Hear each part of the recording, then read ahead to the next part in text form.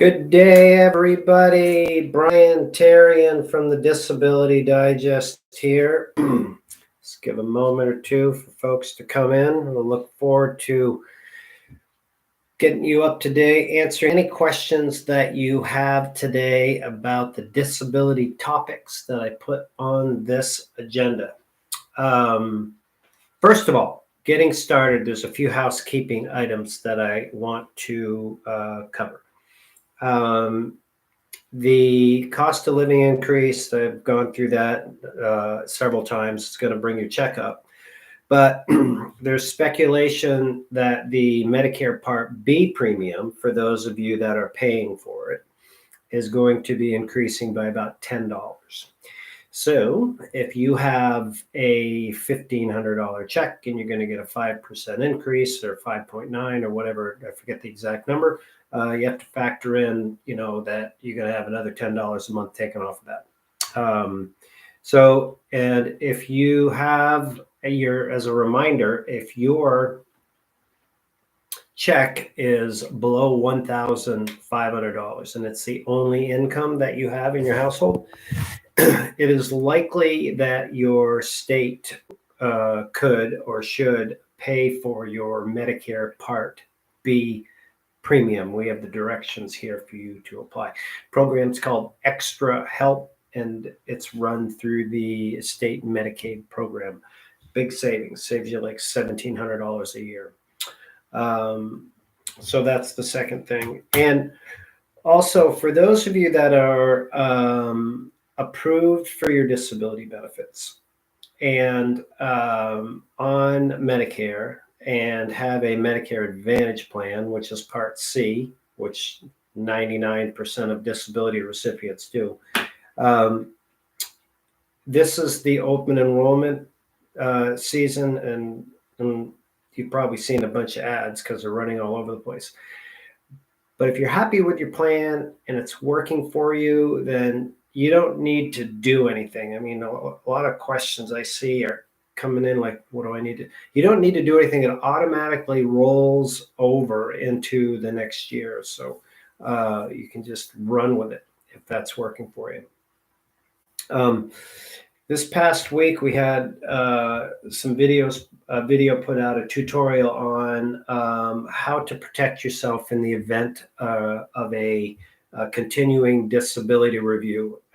Just a reminder to everybody that as a disability recipient, I've seen 64-year-olds be sent review information. No, I don't think anybody is off the hook now. So have a look at that. It was earlier this week on this channel right here, so you can check that out.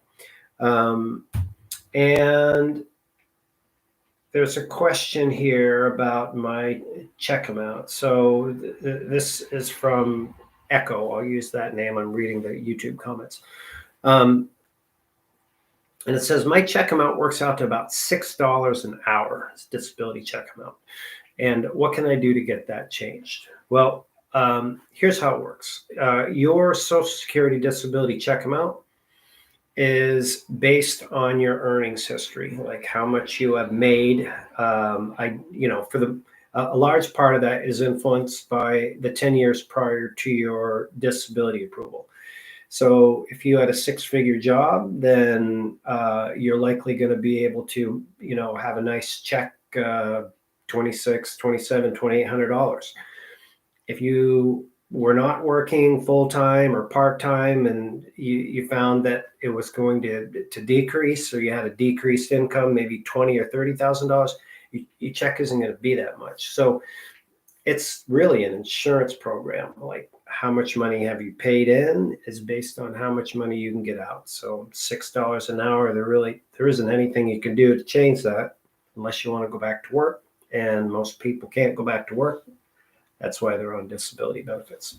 So just a shout out for those of you out there listening. I am here and I'm willing to answer any questions you have about qualifying for disability. If you wonder if you qualify, perhaps you've already started the process and you're tired of waiting. Shocking. And you may want to know what you need to say to get approved, or how to speed up the process. Or if you're already approved, perhaps you have some questions about how to maximize your benefits. Like, what can I do to stretch my check? Like the guy who's getting paid $6 an hour. What things can you do? And we also recently, this was last week, put out 7 different tips on how to survive, like how to reduce your household expenses, how to get a free phone, how to reduce your internet expenses, etc. So that, reliable jobs, etc. So I see I'm going to start taking some questions here. Okay, I got approved for my. Okay, so you're approved for SSI, and your Social Security disability application is 72%. I presume that's you're in your online account and completed with the review. My question is, why haven't we received any SSI money since I am approved? You might not qualify for it. Maybe you were. I don't know. There's so many variables in that. And it could be that you qualify for SSI, but just a version of SSI that allows you to get treatment. That could likely be it. If you should receive an SSI award letter, and if you're approved for it in that online portal where you're following the 72%, if you poke around, you might find it there. If not, contact the office that's working on your case, or if you're using a disability attorney, non-attorney, perhaps they can help you secure that. So at the 72%, I don't know if you've gone for a medical exam, if they've completed that step, but if they have, that would be the last major step. Just make sure you get your doctor's support in there, even at 72%. If you don't have your doctor's support in writing, like the residual functional capacity reports, you can learn about what they are and how to get them on this channel, or if you join us as a member, it's part of our disability approval course. But that is definitely a game changer for helping you get your disability locked in and approved. So, good question. Great. I don't see any more questions on here. So I'm just going to call it a wrap for now. And I thank everybody. I see there's a bunch of people watching and hanging. So I wish you a happy Friday. If there's any veterans out there, just a shout out to you. Veterans Day was yesterday.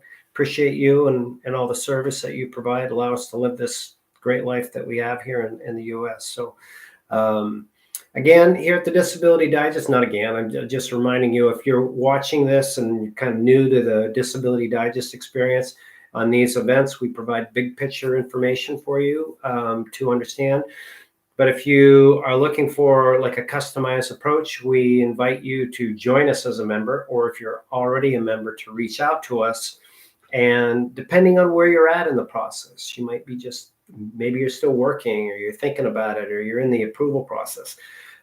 We have courses and strategies and people here that you can talk to. It's no charge to help you get your benefits approved. Or if you want to have it done for you, then we can help you see if there's a possibility we can find a solution for that. But if you're approved, we're going to work really hard to help you keep your benefits and to maximize your benefits. So, and we're like a radio or a TV station. This YouTube and Google, they provide us with ads that we can put on the channel. So you have some ads mixed in. We have some sponsors. And all right, I see there's a pile of questions coming in. I'm just going to stay for a few more minutes and I'll address some of these. Currently on SSDI and currently on, okay. So I'm reading your comment, and this is starting with 73. You're on SSDI and Medicare, and I was told that it will stop in May of next year. I'm not sure why. you're 48 years old. I don't know, unless, did you do something wrong? Just wondering. Maybe you earn too much money. So if you are a disability recipient, your Social Security check, you own that for the rest of your life, really. So let's say you're earning $1,500 and you're at 48 years old. Your check will go up by the cost of living increase, and your Medicare will stay in place. When you reach full retirement age, which is probably 67 or something for a 48-year-old, they just change your status, but your check amount remains the same. You go from being a disability recipient to full retirement, and nothing stops. So we offer a benefit review. If you're a member, just reach out to us and we can go through. I don't know why you would anything would stop. Oh, you mean if your Medicaid will stop? Your Medicaid could stop if your income status changed. That's for sure. So maybe you moved in with somebody, or somebody moved in with you. There's a lot of variables. But if everything's constant, it shouldn't change, right? Okay, here's one more. 23, have an injury, went for a medical exam, finished all the paperwork, likelihood of being approved. Boy, that's a loaded question. 5-year work history. Here's the thing with a 23-year-old. If your medical records support it, this is just based on my experience. I believe that eventually you can get approved. But I want you to think about it this way. You're 23 years old, and let's say that your benefits are, with Medicare and the check amount are like $20,000 a year. So Social Security is looking at you and they're thinking, oh my gosh, I got to pay this person through their 30s, through their 40s, through their 50s, and 7 years in their 20s. That's 37 years times $20,000. They're not going to give it away easily. So you need to make sure you do everything right. Get your doctor's support, talk to your doctors, communicate your limitations in your medical records so that when they go in and they look at those, get third-party evidence, everything, top shelf. It can be done, but you got to do it right. So, I see. Here's Medicaid lasts for as long as you qualify for Medicaid. There isn't a time frame on Medicaid. So that if that's what, here's the thing, folks. I thank you for bringing this up, but this is kind of one of my bigger rants.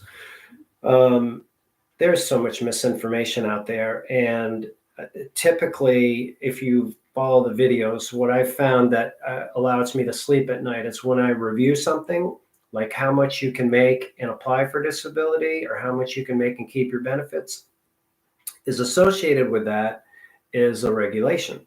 And the regulation is like the Bible, right? It's the Social Security regulation that's online. And when you get information from other sources, or you're involved in groups and they give you insight, you really have to say, well, how do you know? Yeah, right. Another good way, if you have some time and you really want to entertain yourself, just pick a question like, how much money can I make and keep my benefits, and call Social Security 5 times. And you're going to get 2, maybe 3 different answers. So make sure you understand like what's backing this situation. This is actually kind of like a whole epidemic thing. Whoever came up with the idea that people should just apply for disability, just go online and apply for it the first time, and then if they get it, great. If they don't, find somebody to clean it up. That person has cost individuals thousands of dollars. I'm not saying that you need to get an attorney or a representative. I'm just saying you need to do it right. Here at the Disability Digest, we have a disability approval course. We give you all the answers. You just need to do it right. That's my point. Make sure you get the right answers. Okay, great. Listen, thank you for the questions. Thank you for coming out. I genuinely appreciate you folks taking time out of your day. It's Friday. I'm sure you could be doing something different than looking at me. So I appreciate you doing that. And join us in the comments. If you have topics that you'd like to learn more about, let us know. We'll see what we can do about that. And we'll find the regulation to support it. All right. Make it a great day, everybody. It's been Brian from the Disability Digest. Bye.